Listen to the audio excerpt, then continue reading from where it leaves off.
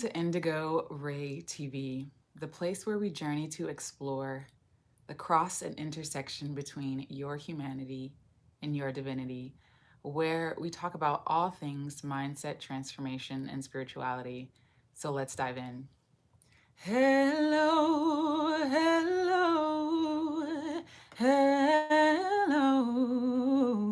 Mosaic Souls. Hey, Mosaic Souls, this is Rachael Alexander, artist and Mosaic Soul Mentor, aka spiritual teacher and transformational life coach with Flair. And today I wanted to talk about how to heal anxiety. And so before I dive in, as always, the purpose of Divine Daily Coaching is to give you access to information that you can then turn around and make into transformation by applying it to your life. And also giving you an experience of what it's like to work with a coach, because I get on and I talk about the topic at hand for a few minutes. And then afterwards, I open the floor for any questions that you might have. And if you have any questions and you're watching this on a replay, feel free to drop them in the comments below as well. And if you're digging the content, definitely give this video a thumbs up. Okay, so let's dive in. So, what is anxiety, right? I struggled with anxiety, I remember, for a few months off and on in my life. But I remember in 2017, I remember struggling with a bout of anxiety a lot and looking for ways to sort of overcome that. And what anxiety usually is, if you've ever experienced anxiety or experienced having a panic attack, you know that it is not a fun feeling, right? It's a feeling of feeling powerless. It's a feeling of feeling scared, of feeling like your life is going to end or like everything is just going wrong, right? It's this sort of sense of just unease or this feeling of just not feeling comfortable in the moment or situation. And really what's going on there is it's your body's reaction and saying that it's in danger, right? It's sort of, especially if you're not being chased by a tiger or anything like that, right? It's sort of an old human response to the thoughts that we have going on in our minds, right? So let's say you have a meeting with your partner's family members, or you have a presentation to give at work, or you have, or you're in your own business and you're doing lives, right? Doing video live presentations, right? Or you're, doing your own webinar, or you're, meeting, going in for an interview, right? Anxiety can show up in many different places, but it's usually our minds giving our life situations or our life event in that moment a sense of feeling like it's in danger, right? And so it's the body's response of feeling like tightness in the chest or feeling, something in the pit of your stomach, however way it manifests in your body. For me, it was definitely always sort of like a tightness in my chest, right? When I used to have this. So, how do we start to heal anxiety or release anxiety, right? Because it's really sort of a conditioned response to the mind, right? Because usually when you are experiencing anxiety, it's your mind going off into some distant future or some future that is unwanted, or the present circumstances, and painting some sort of mental movie of how you don't want something to be happening. So usually anxiety is triggered by something that's going on. Or let's say even if you're like getting on a plane or something like that, this sort of like the mind playing mental games on you, where it's like, oh no, I hope that the plane doesn't crash, right? Like you're in the present moment, the plane hasn't even left the ground yet, but you're already projecting sort of unwanted experiences, right? So that's sort of different how it manifests, right? So how do we start to heal it, right? One of the things that really helped me when I used to suffer with this I'm going to give 10 examples. 10 examples is breathing and getting present, right? So if you're with me and you're watching this, if you're watching me live, feel free to say hi in the chat below. But you just sit here and you breathe. Also check out my the meditation, the free meditation I gave on how to meditate for peace. But you take in a deep breath and breathe out through your mouth, and you keep doing that while you're still allowing the tightness in the chest or the mind to go crazy, right? Getting still and getting present in this moment is one of the fastest ways to alleviate anxiety for me. It might not work for you, so I'm going to give you 10 ways. But for me, because I guess I've been practicing meditation for so long, when I started having anxiety a few years ago, I no longer have anxiety. But when I went through that period of time where I suffered with anxiety, breathing and getting back in the present moment, getting anchored into the body rather than in the head helps to alleviate anxiety. So that's way number one. So getting grounded in your body. And I do that by using breath, becoming aware of my breath, and getting present in this present moment rather than letting my monkey mind go off on a whole tangent of how XYZ is going to happen or how I don't want this to happen or, oh no, right? I'm just getting present and getting still in this moment. Second, give it space to be there, right? A lot of times when we're feeling uncomfortable, when we're feeling tension, we immediately are trying to like swat it away like it's a fly. We're like, get out of here, right? Like, it's like, oh my God, why am I feeling this? I shouldn't be feeling this. I know better. Or, like, I don't know what is wrong with me, right? We start like beating up on ourselves, right? And instead of like beating up on yourself, why not just give it space to be there? Like, what you resist persists, really, especially with anxiety. So you really don't want to beat it up or beat up that part of you that feels anxious, right? Giving it space to be there is sort of like what I call feel it to heal it, right? When you start to feel it, you allow for that energy to dissipate, right? So that's way number two. Way number three is to speak to it. So speak to your fear, right? You can start to speak to your mind in a way that helps to calm it, right? Like, let's say you're going in for a job interview and then your mind starts going off on tangents of how you're not going to get the job and maybe they're going to hate you and all this stuff, right? Like, you can be like, everything's going to be perfectly fine if I get the job or not. And you could just start speaking to your fear as though you're trying to calm down a child, because that's basically what you're doing. You're sort of calming down your inner child that's freaking the heck out, right? In the present moment, right? So you can start speaking positive words as though you're trying to not just placate, but like calm down a child that's having a tantrum, right? It's going to be okay. Everything's going to be okay. Even if it doesn't go the way I think it will, I'm just going to go in there and be myself. You can start talking yourself off the ledge, if you will, and speaking to the fear, right? So that's the third way, right? So the fourth way is to let it speak, right? Give your fear a voice. Let the voice speak to you, right? So what is the fear saying to you, right? So if you're feeling fear and it's going off and you're playing all these mental movies in your head, right? What is the fear saying to you, right? What is the fear saying to you?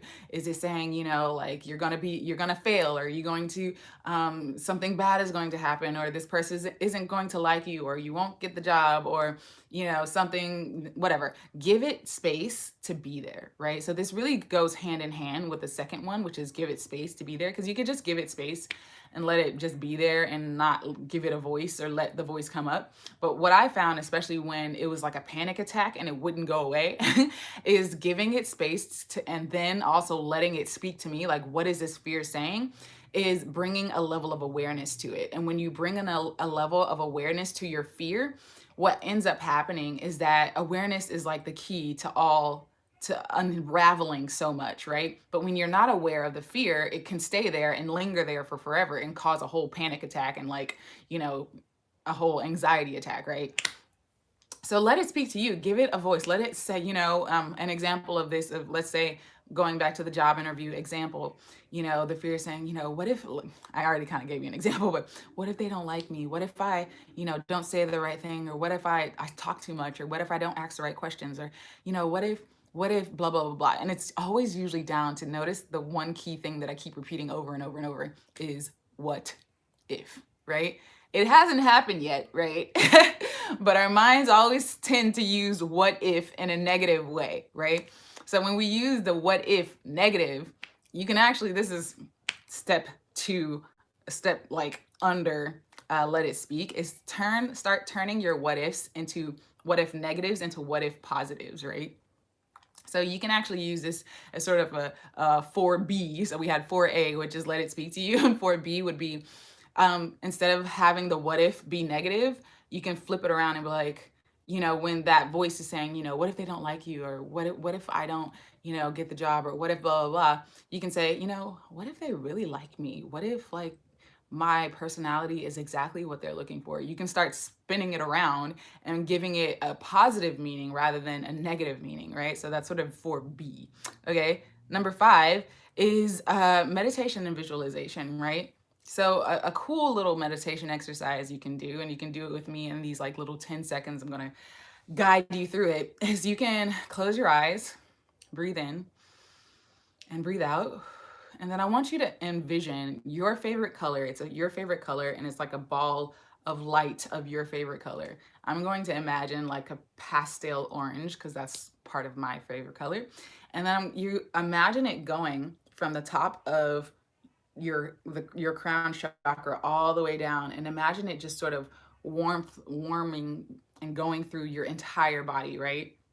And imagining a ball of light of your whatever your favorite color is, or it could just be white, whatever you want it to be, black, gray, but whatever is your favorite color, and just imagine it sort of washing over you, almost as if it's like just butter or like cream or something, right? And just imagine that color washing over you. And as you're doing it, what's going on is you're grounding yourself down. This is all of it comes back to grounding down into your body and getting out of your head. But these are all just different techniques and flavors of doing that, right?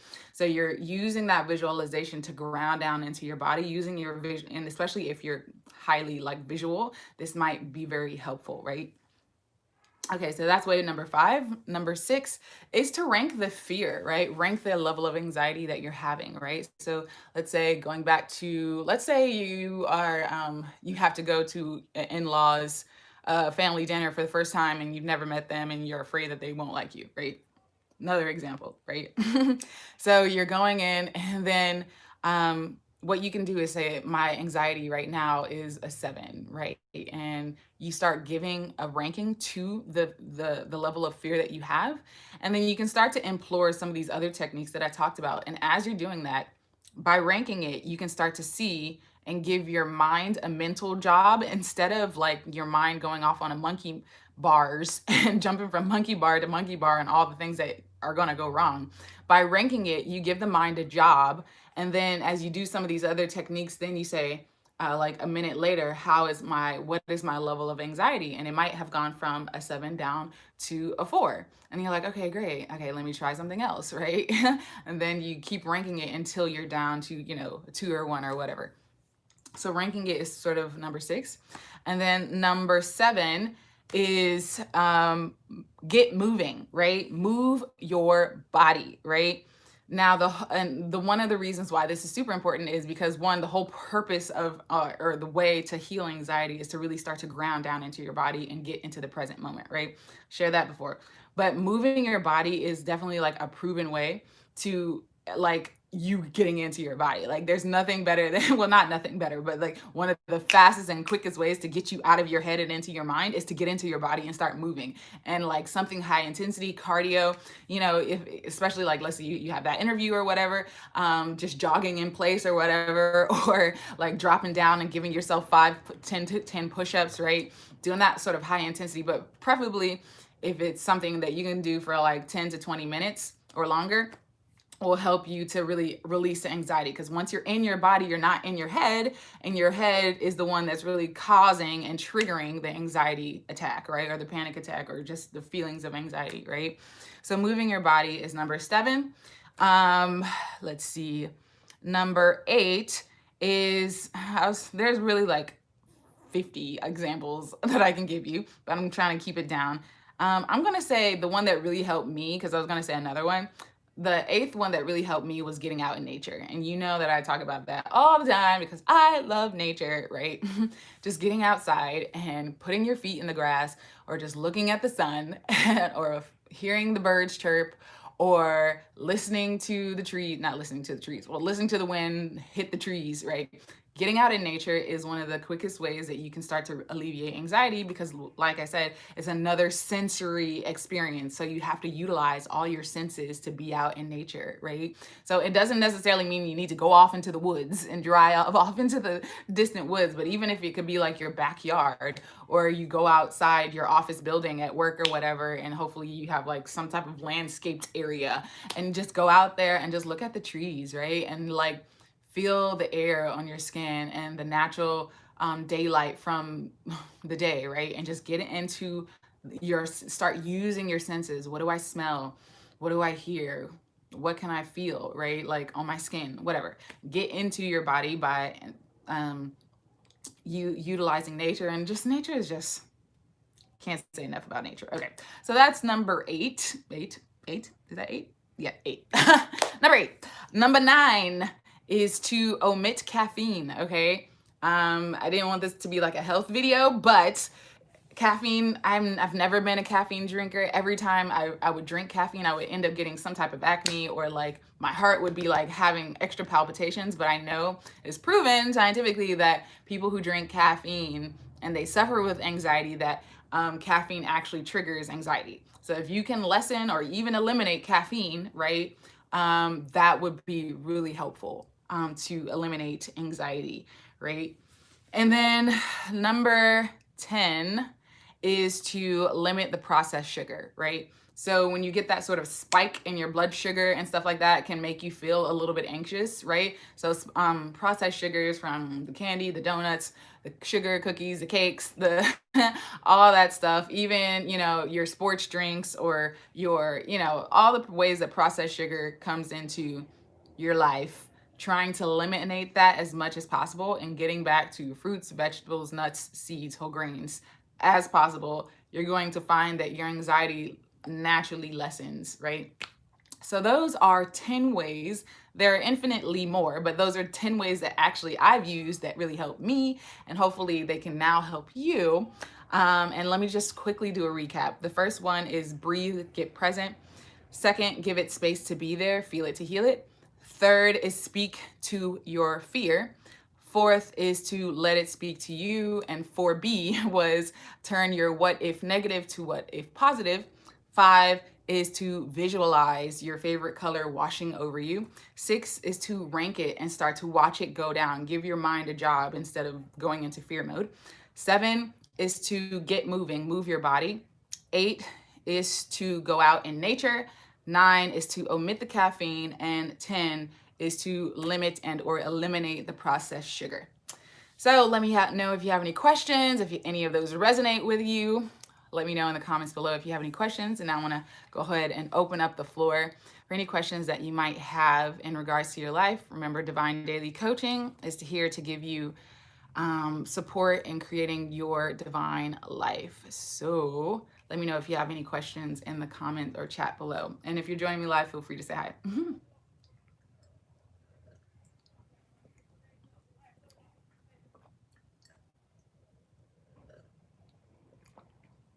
So I'm gonna wait like a minute or so to see if any of you guys who are live with me have any questions. And if not, I'm gonna hop off.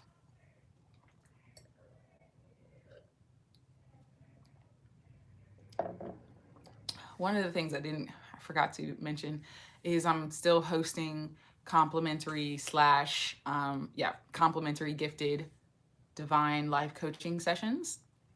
And some of you guys have been taking me up on that, which has been awesome, helping you guys gain clarity and move closer to your goals. So definitely check out the second link in the description box below.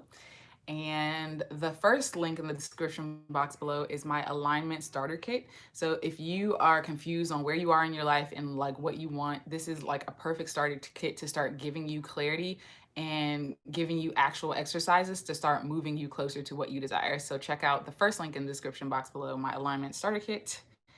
And then the third link in the description box below is if you are ready to stop doing this ish alone and get some support in being the divine being that you desire to be in your life. So those links are available. And since no one has any questions, I'm going to hop off. As always, flow with what feels good and let go of what doesn't, because you are divine. You are a divine being, and your soul knows exactly what you've come to explore, experience, and traverse while on this planet. So remember, what you conceive is what you'll receive. What you expect is what you will get, and however you feel is what will become real for you. So vibrate higher, and I will chat with you guys tomorrow, same time, 6:30 p.m. Eastern Standard Time. Peace, love, and light.